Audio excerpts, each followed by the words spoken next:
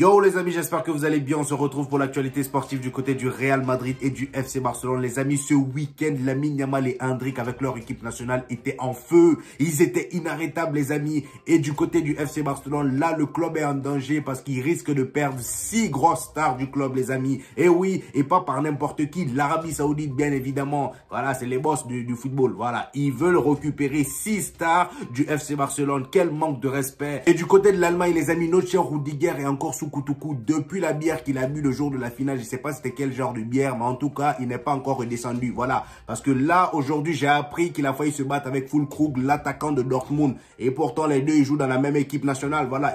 Ils ont failli se battre. Il y a eu une grosse altercation à l'entraînement avec l'Allemagne, les amis. Je vous donne un peu plus de détails dans la suite de la vidéo. Ce sont les 3 gros sujets de cette vidéo, les amis. Donc, restez bien jusqu'au bout pour ne rien rater. Pendant ce temps, lâchez le petit pouce bleu qui aide au référencement. Sans plus tarder, les amis, c'est parti. On commence cette vidéo, les amis, avec les informations liées au FC Barcelone. Et qui dit FC Barcelone dit Espagne les amis. Ce week-end dernier, l'Espagne a joué et franchement Pedri et Lamine Yamal étaient au rendez-vous. Surtout Pedri, moi ça m'a plus choqué parce que Lamine Yamal, bon, j'ai l'habitude avec le Barça, j'ai l'habitude à ce qu'il porte le FC Barcelone. Mais là Pedri revient de blessure, le gars il a marqué un doublé les amis. L'Espagne a gagné je crois 5 buts à 1 si je me trompe pas. Dites-moi dans les commentaires si je me trompe. Il a marqué un doublé et le pire c'est qu'il a marqué à distance les amis. Il a marqué un but de loin. Ça date, Pedri n'a pas marqué comme ça. Tu regardes dans ses compilations YouTube, Pedri il marque de loin une ou deux fois. Voilà, il n'y a pas beaucoup de buts de lui comme ça. Et là les amis, il est vraiment de retour. Il a marqué 2 beaux buts. Lamine Yamal, j'en parle pas. Voilà son match, je crois il a terminé homme du match d'ailleurs. Il a porté cette équipe d'Espagne à 17 ans les amis. Est-ce qu'on se rend compte de la dinguerie que ce petit là est en train de faire? Il porte le FC Barcelone et l'Espagne en même temps. Et le pire, c'est que il a joué presque tout le match, les amis. C'est pas comme ça à la 61e minute, on dit, bon, Lamine Yamal sort. Non, il est important pour l'effectif. Le gars, il a lâché 2 passes décisives. Et la première passe, les amis, la qualité de la passe, j'en parle même pas. Le gars, il a fait une passe sortie vraiment des ténèbres. C'est devenu sa spécialité. Voilà, c'est les mêmes passes qu'il fait à Robert Lewandowski au FC Barcelone. Il feinte sur le côté droit, il fait semblant de rentrer à gauche et il fait un centre sous forme de piqué. Ça part tomber pile poil sous les pieds de l'attaquant. Comment tu peux rater ça? Tu peux pas. Cependant, les amis, à la fin du match, je pense que les Espagnols étaient tellement contents et heureux de la prestation de Pedri qu'ils se sont enflammés, un peu trop même, j'ai envie de dire. Parce que bon, là, on a la déclaration d'un Espagnol. Bon, pas d'un Espagnol, mais en tout cas, c'est un fan du Barça. Je pense que lui, il a un peu trop regardé le match. Jusqu'à même, il a commencé à disjoncter. Voilà le tweet qu'il a publié. Il a osé publier. Tweet risqué. Là, pour le coup, c'est risqué. Il dit, si l'Espagne remporte l'Euro 2024, Pedri devra remporter le Ballon d'Or. C'est pas ça le pire. Il y a Morata aussi. Je me suis dit, bon, lui, quand j'ai vu le tweet, je me suis dit, bon, peut-être que c'est juste un tweetos. Lui, il connaît pas au foot, il veut juste rigoler, il veut juste troller. Mais sauf que non. En fait, non, ils étaient vraiment sérieux parce que Morata aussi s'y est mis. Il y en a d'autres qui disent que Morata parle pas de maintenant, il parle du futur. Mais les gars, regardons ce qu'il a dit. Morata dit, Pedri, c'est l'un de nos joueurs qui pourrait remporter le Ballon d'Or. Peut-être le Ballon d'Or espagnol, hein. Voilà, je sais pas de quel Ballon d'Or vous parlez, mais c'est pas Ballon d'Or de cette année en tout cas. Peut-être dans le futur proche ou de loin, oui. S'il tombe pas, ouais, il se blesse pas encore une fois parce que Pedri, on commence à avoir l'habitude. Le gars, il est brillant 2-3 mois après, il part en congé 2 semaines. Voilà, aux 3 mois, il revient. C'est comme ça depuis le début. Il faut déjà qu'il commence à garder un rythme et éviter les blessures. Lui, en fait, ce qui est bien pour lui, c'est de ne pas prendre de vacances cet été. Voilà, pendant que les autres partent sur la coulée douce, lui, il part travailler son physique parce que là, le gars, il est trop fébrile. Les amis, nous avons des nouvelles de notre cher Xavi depuis qu'on a limogé, voilà, depuis qu'on a limogé du FC Barcelone. Le gars, il est parti prendre du bon temps avec ses amis à Ibiza et là-bas, ils ont fait un match amical et franchement, les gars, je suis tombé sur la vidéo, j'étais ébahi. Bon, ça m'a pas choqué de lui parce que Xavi, vraiment, je pense qu'on a l'habitude, ça, c'est inné en lui. Les gars, regardez un peu la vidéo, je vous la mets, regardez un peu la prise d'information. Le gars, ça, c'est inné en lui. Il n'y a personne devant lui. Le match n'a même pas encore commencé. Il n'y a aucun adversaire. Mais regardez comment il prend l'information. C'est inné en lui. Franchement, ça fait de la peine de me dire que voilà, il a voulu aider le FC Barcelone en tant que coach. Ça n'a pas donné, voilà. Même s'il a rapporté une Liga, j'espère vraiment pour lui qu'à la longue, il va s'entraîner beaucoup plus. Et voilà, on va dire apprendre beaucoup plus et revenir beaucoup plus fort pour aider le FC Barcelone. Je pense qu'il a vraiment quelque chose à apporter à cette équipe du FC Barcelone. Et d'ailleurs, en parlant de coach du FC Barcelone, on a monsieur Pep Guardiola qui a mis un vent sale au FC Barcelone. Voilà, le gars, on l'a posé, c'est même pas au FC Barcelone parce que c'est un journaliste qui l'a posé la question. Donc là, selon Foot Mercato, la réponse tranchée de Pep Guardiola sur un retour au FC Barcelone. Arrivant à 1 an de la fin de son contrat avec Manchester City, Pep Guardiola semble disposé à quitter la formation anglaise, c'est-à-dire à quitter Manchester City à l'été 2025, une perspective qui laisse place à de nombreux fantasmes pour la suite de la carrière du coach catalan. Marquant l'histoire du FC Barcelone, le technicien de 53 ans a été interrogé sur un possible retour au sein de son club de cœur. Alors qu'il était en pleine conférence de presse lors du Trophée des légendes, voilà, une compétition de golf qu'il a créée et qui met aux prises d'anciens footballeurs, Pep Guardiola a pris position sur un possible retour au FC Barcelone en tant que coach. Quand on lui a demandé si la porte était fermée à un retour au FC Barcelone, il a répondu oui, c'est fermé. Donc c'est clair, net et précis. Il n'a même pas voulu tergiverser. Voilà, je pense que là au moins c'est clair. Tous les Barcelonais qui rêvent en 2025 ou 2038, dites-vous que c'est mort. Le poteau ne veut pas venir. Après, c'est pas parce qu'il a dit ça que dans 2-3 ans, il ne va pas changer d'avis. Voilà, comme on dit, c'est que les moutons qui ne changent pas d'avis. Lui, à ce que je vois, c'est pas un mouton. Voilà, il est chauve. C'était pas drôle. On continue. Les amis, on enchaîne avec Hansi Flick, encore un coach du FC Barcelone. Voilà, là, les amis, c'est tendu. C'est tendu au FC Barcelone parce que là, j'ai comme l'impression que, voilà, ils font tout pour chercher vraiment le remplaçant. Enfin, on va dire, quel remplaçant? Ils font tout pour chercher le rival de Kylian Mbappé, celui qui va les aider à concurrencer le Real Madrid. Après Florian Wirtz de la dernière fois, maintenant, c'est un autre joueur, mais cette fois-ci, c'est un joueur de Stuttgart. Voilà, le milieu de Stuttgart. Vous allez voir, c'est pas un nom qui fait rêver. Je pense que vous-même, il y en a plein ici qui regardent la vidéo, qui n'ont jamais entendu parler du gars. Moi aussi, c'était la première fois d'entendre parler de lui. Je suis quand même allé regarder quelques vidéos de lui pour voir à quoi il ressemble. Franchement, il est bon, il est simple, mais c'est pas non plus le feu, quoi. Voilà, c'est pas lui qui va venir amener le Barça à un sommet ou je ne sais quoi. Non, non, non. Regardez ce que Foot Mercato dit. Hansi Flick a une cible étonnante pour son FC Barcelone. Là, c'est même pas Deco, c'est Hansi Flick qui veut du joueur. Je le rappelle, je le précise. Voilà. Arrivé au FC Barcelone depuis quelques semaines, Hansi Flick a déjà du pain sur la planche.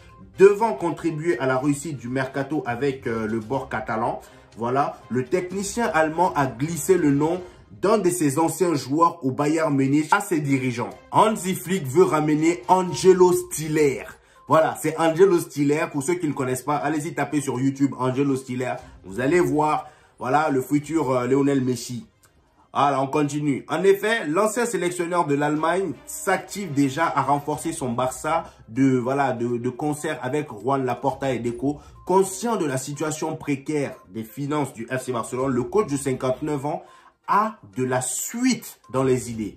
Désireux de renforcer son entrejeu, c'est ainsi qu'il aurait glissé le nom d'Angelo Stiller. Le milieu allemand de 23 ans a été l'auteur d'une saison remarquable avec Stuttgart. Homme de base du succès des hommes de Sébastien Hoeneß, même si voilà les gars, faut pas oublier que Stuttgart aussi cette année, ils ont été vraiment monstrueux. Je crois toute la première moitié de la saison, ils étaient deuxième. Franchement, ils ont été sensationnels. La Sentinelle s'est également mise en avant avec un but et 6 passes décisives en 36 apparitions cette saison avec les coéquipiers de Ciro Guirassy. Il a par ailleurs été le joueur de moins de 23 ans à avoir réalisé le plus de passes progressives cette saison dans les 5 grands championnats. Donc, c'est-à-dire 207 passes. Je ne sais pas ce que les Barcelonais en pensent, parce que là, je parie que vous ne le connaissez pas. Arrêtez de faire semblant. Il y en a quelques-uns qui le connaissent. Allez-y, regardez à quoi il ressemble et venez commenter en bas. Comme ça, on va en discuter. Est-ce que vous pensez que c'est une bonne recrue pour le FC Barcelone? Voilà. Dites-moi ça dans les commentaires et j'hésiterai pas à vous répondre. On continue, les amis. Les amis, quand je vous dis que le FC Barcelone est en danger, c'est pas pour rien. Le Barça, les amis, risque de perdre des gros joueurs. Et il risque de perdre des gros joueurs, pas parce que voilà, il y a le Real Madrid qui veut d'eux. Non, il y a l'Arabie Saoudite qui est là. Faut pas oublier, les amis. Vous avez oublié que quand on parle de mercato, ça veut toujours dire Arabie Saoudite n'est pas loin. Faut faire attention. Voilà. Et là, ces insolents-là, eux aussi, ils ont vu personne à venir dépouiller sauf le Barça. Déjà, ils n'ont pas d'argent. Le peu de joueurs qu'ils ont, vous voulez venir dépouiller ça. Franchement, l'Arabie Saoudite, ça se fait pas. Donc là, selon Foot Mercato, l'Arabie Saoudite veut arracher 6 stars au FC Barcelone.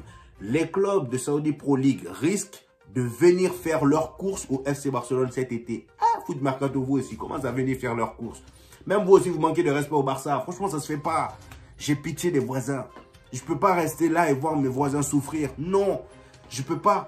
Il continue par dire le FC Barcelone se prépare à un mercato estival très compliqué dans une situation financière fragile. Ça, on le sait.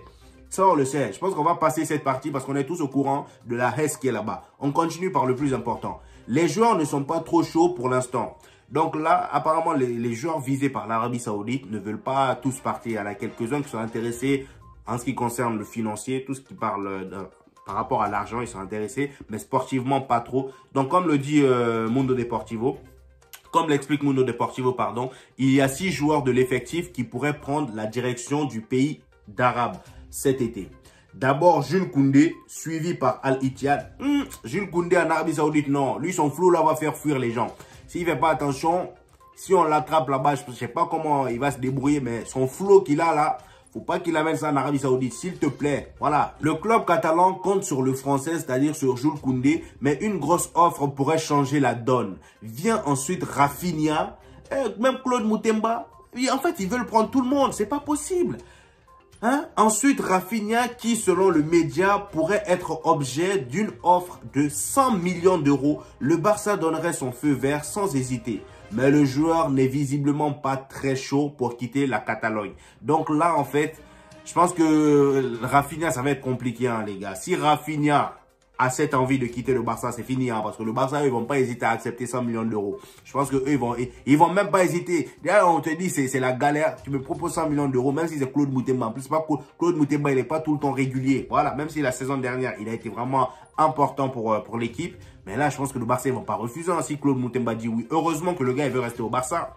Voilà. Les amis, maintenant, nous allons parler du Real Madrid. Bon, les informations qui sont liées au Real Madrid. Ce week-end, encore une fois, dans la nuit du samedi au dimanche, notre cher Endrick, le Brésil a joué face au Mexique. Franchement, je regrette pas d'avoir veillé ce jour-là. Parce que les gars, Endrick, il a sorti un match. Le gars, il est sorti on va dire, il est rentré à la 61e minute.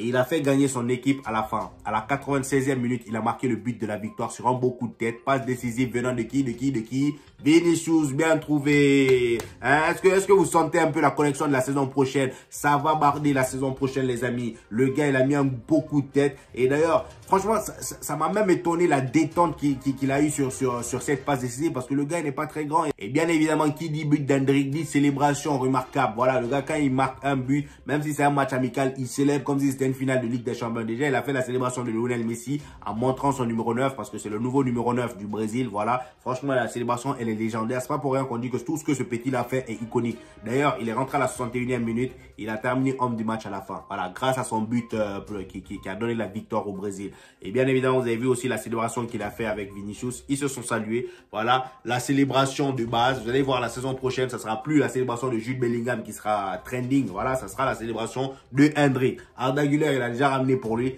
Mais je vois que ça perce pas trop. Mais en tout cas, Endrick, vous allez voir la saison prochaine. Et lui, il n'a pas besoin de beaucoup de temps, hein, pour être remarqué. Voilà, vous avez pu remarquer depuis un moment. Le peu de temps qu'il a eu, il a toujours brillé. Contre l'Angleterre, le gars, il est rentré à la 71e minute, les amis. Et il a marqué à la 80e minute. C'était rapide, hein. Voilà, et c'est pas tout. Face à l'Espagne. Et le pire, c'est que c'est que contre les grosses équipes. Hein. Vous n'allez pas dire, ah, c'est que les petites équipes. Non, les grosses équipes. Face à l'Espagne aussi, il a marqué à la 50e minute. Après être rentré à la 46e minute. Et ensuite, le Mexique, il est rentré à la 61e minute. Et il a marqué à la 96e minute. Ça va barder. On continue. Là, maintenant, on arrive au moment fatidique. L'un des moments les plus importants de cette vidéo, les amis. Parce que oui, là, ça va être tendu.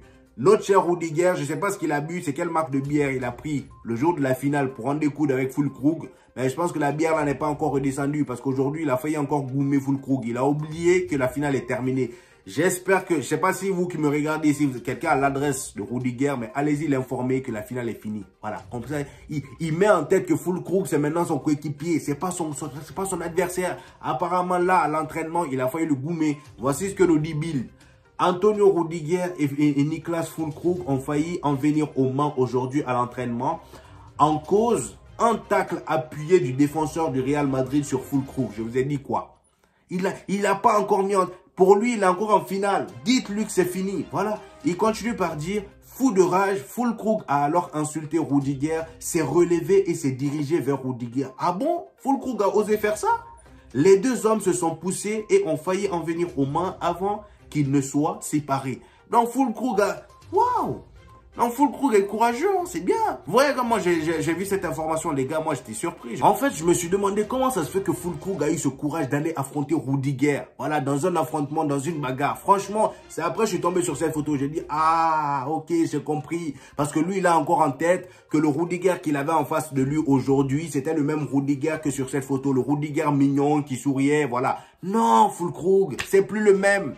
Le Rudiger de maintenant, là, celui avec qui tu voulais te battre, c'est celui qui part affronter la sécurité. Voilà. Lui, pour s'amuser, il part affronter la sécurité. Vous voyez sur cette photo?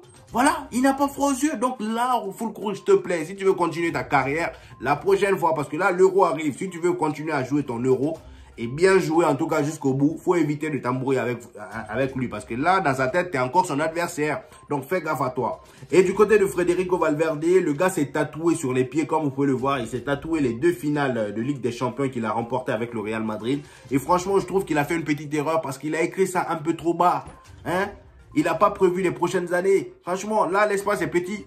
L'espace est petit. Dans les prochaines années, il va regretter. Parce que moi, je pense qu'il aurait dû commencer au genou. Il aurait dû mettre tatouage là au genou. Comme ça, au moins, il laisse toute la partie d'en bas. Parce que vu les Ligues des Champions qui vont enfiler au Real Madrid, franchement, voilà. Je pense que là, il n'a pas été très intelligent sur ce coup-là. Voilà. On enchaîne toujours avec le Real Madrid. Arsène Wenger sur Kylian Mbappé. Parce que oui, Kylian Mbappé est un joueur du Real Madrid. Je vous rappelle, au cas où vous aurez oublié. Voilà. Donc, Arsène Wenger dit, la première fois que j'ai vu Kylian Mbappé, j'ai dit c'est Pelé. Et évidemment, on m'a traité de fou. Je pense qu'il peut l'égaler. Bon, les gars, il va falloir aller doucement aussi avec Pelé là. Parce que Pelé est mort. J'ai comme l'impression qu'ils n'ont plus quelqu'un, voilà, à qui comparer les nouveaux joueurs, les nouvelles pépites. Pourquoi tout le temps pour comparer les gens à Pelé, hein? Le jour où Pelé va vous gifler, vous allez comprendre. Franchement, le gars il est mort. Laissez-le reposer en paix. Comparez Kylian Mbappé à quelqu'un d'autre, voilà, de vivant, ou je ne sais pas moi. Voilà, ou dites que le gars il est talentueux tout court. Mais tout le temps, Pelé, c'est bon. Même Hendrik aussi, on le compare à Pelé. Le jeu va vous chicoter là, vous allez sentir. C'était tout pour aujourd'hui. J'espère que vous avez aimé cette vidéo. Voilà, lâchez-moi votre petit pouce bleu qui aide au référencement, les amis. Et abonnez-vous si ce n'est pas encore fait. Ici, vous avez des vidéos sur le Real Madrid et sur le FC Barcelone chaque 2-3 jours. Donc, restez branchés, les amis. La prochaine vidéo sortira dans 2 ou 3 jours, les amis. Et on se dit au prochain épisode. Peace!